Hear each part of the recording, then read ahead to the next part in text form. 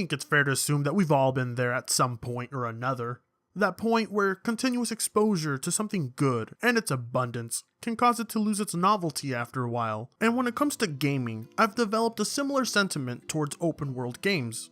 Some of the best games I ever played were based on this genre, which at the time of their release were commendable. There weren't multitudes of open world games like there are now on Steam, and on Steam, and on Steam, and on Steam. So whenever one did come around, it never failed to impress. Well, for the most part, I guess. Sure, the vast majority of them were RPG centric, and they still are, but they always introduced new assets that really elevated the genre to new heights and made them feel bigger than anything else. They always looked to outdo their predecessors, and to a certain extent, they still do. But when the genre becomes beloved by many gamers and financially successful, other notable franchises and companies give it their try, and quite surprisingly, succeed at it. But is it so much so that they excel at their profession? Or could it perhaps be that this genre's formula has been perfected to the point that it requires little to no effort? There was a period of time where gamers such as myself wanted there to be more open world games. We had previously experienced the rich worlds of Fallout 3 and Oblivion and saw the potential for this genre to expand and evolve. It brought about a sense of immersion unlike any other, roaming a spacious living world where the boundaries set upon the player were far less limited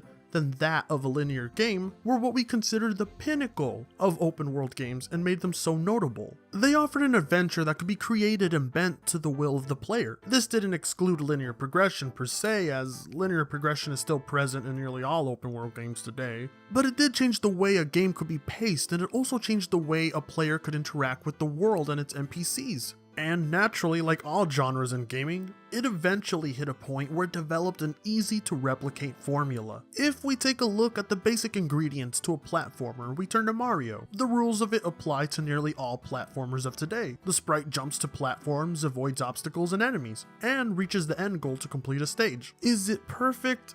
No, not necessarily, but its refinement over time has proven to be the successful building blocks to a good platformer, or a really bad one. Have you ever played an open world game where the narrative is so well constructed and the pacing is excellent that you question, why is this even an open world? And the answer is simple. Open world is a selling point. At least, that's what it is now. I know I'm a bit of a cynical cunt sometimes, and I'm really not sorry for that, but let's take a gander at the major titles of the last 2 years. Is it really any surprise that a good chunk of them are open world? Some of them didn't even have a fucking reason to be open world to begin with. Past iterations of these series of games were great without the need of an open world, but once you slap that genre on, then the games go flying off shelves. Even if none of them do anything to innovate this genre or use the open world to its advantage. Oh, but The Witcher 3, they say, and Horizon Zero, and Zelda. Yeah, do tell me, what do they do to add to this genre? What do their open, soulless landscapes do to add anything other than immersion? I'll tell you what they do. They extend the playtime of the game artificially. If you were to remove the open, barren areas that a player has to traverse in order to progress the story, the time to complete said game would be cut significantly. Traveling on foot or by horse from one quest marker to the next takes time from the player, and instead of having anything of substance in between travels, the player is obstructed by randomized enemies or stopped by items that can be picked up. Aside from gaining an increase in experience or collecting valuables, there is nothing of game design that's noteworthy or remotely memorable about it. Sure, you could sit back and admire the beauty of the open world and its vastness, but nothing is stopping you from admiring the art design of a linear game either, is it? The problem with these open worlds is that they're designed to replicate much of what we see in the real world. Trees, mountains, grass. So very boring. Isn't the point of a game's world to take us out of our own? If the vastness and size is what's supposed to take our breath away, then why not create a world that is unlike anything we've seen? Take us to places that we possibly couldn't imagine. Take us to locations that could not exist within our own reality. And when it comes to progression, if it is as linear as a non-open world game, then why have an open world there to begin with? I'll tell you why. It's because it's easy. Now hold on, when it comes to programming, coding, or designing a game, I know jack shit.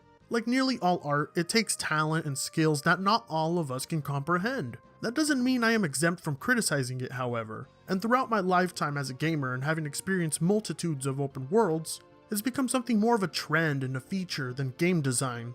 Taking the basic formula and merely increasing the scope of these worlds isn't exactly what I would call good game design. These games strive to be the largest open world that you can find, but fail to correct the flaws that currently reside within this genre. It's become more of a contest of who can do bigger and better and prettier, and less of making the worlds add to the gameplay significantly. If the world is merely there to be admired rather than interactive, then why include it in the first place? Game series that have been recognized for being open world are also responsible for having created the basic principle of how they're designed. And perhaps that's the biggest flaw here.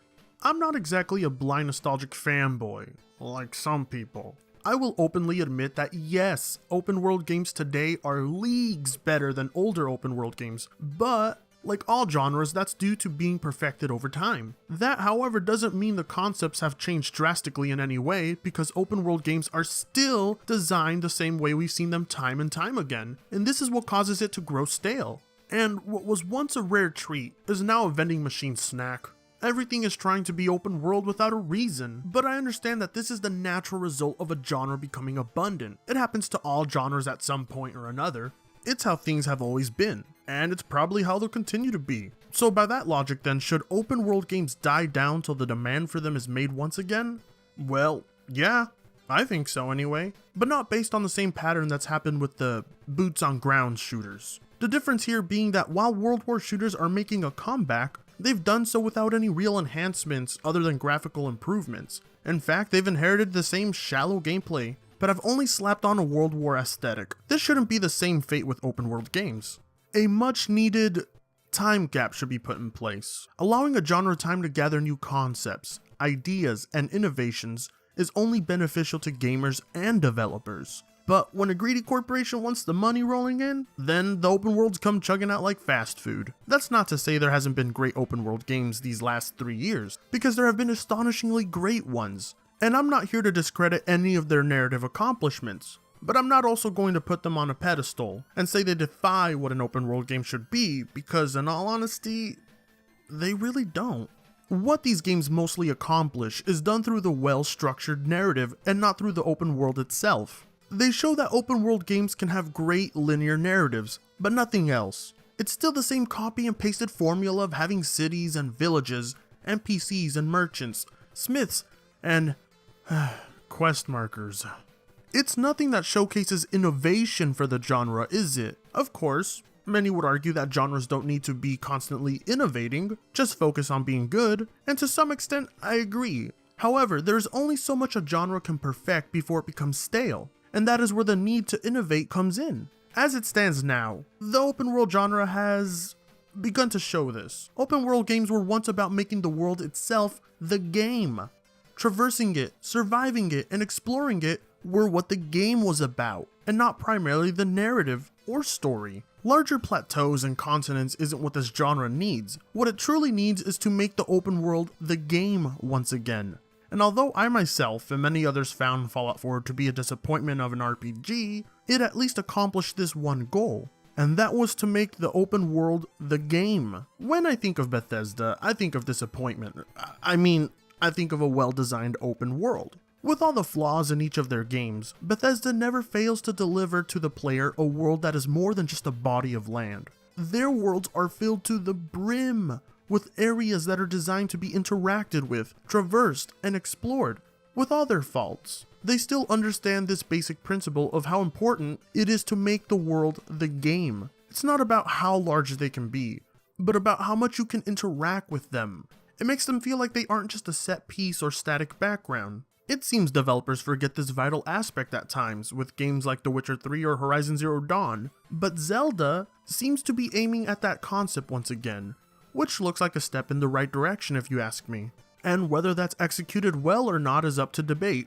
Overall, with there being too many open world games out at the moment, fatigue is only inevitable, even with good ones. It's time the genre gets its much needed rest, and when it does come time to awaken it from its slumber, perhaps by then it will feel fresh and new.